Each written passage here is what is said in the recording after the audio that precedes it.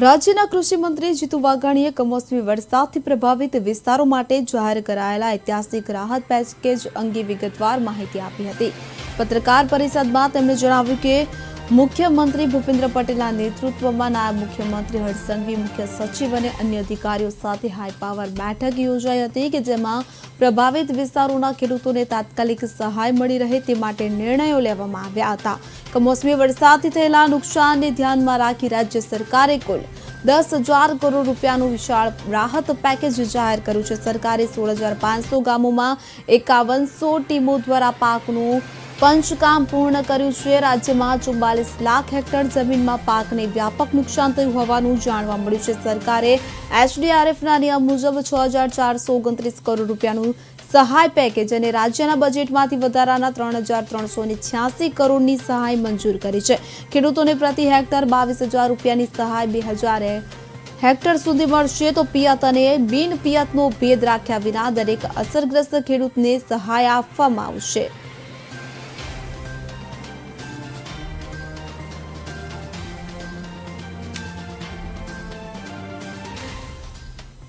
ક્યારેય થયું આ પ્રકારની વ્યાપકતા, આ પ્રકારનો સતત 8-10 દિવસ વરસાદ એ પણ ક્યારેય નથી થયો। એટલે રાજ્યની સરકાર માનનીય મુખ્યમંત્રીશ્રીએ ખૂબ સંવેદનાથી, ખૂબ વિનમ્ર ભાવે ખેડૂતો માટેની પેકેજની જાહેરાત એ આજે કરી છે। મને આપ સૌને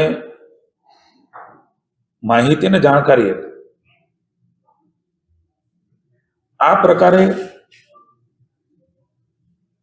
સર્વે પંચરોજ કામ હું આપને વિનંતી કરું છું, ક્યારેક કંઈક ચર્ચાઓ થતી હોય, વાતો થતી હોય, કોઈ પણ રાજ્યની અંદર આટલા હજાર ગામ,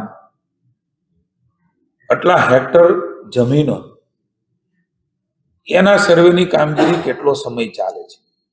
મુખ્યમંત્રીએ ખૂબ સંવેદનાથી હજારોની સંખ્યામાં ટીમો બનાવી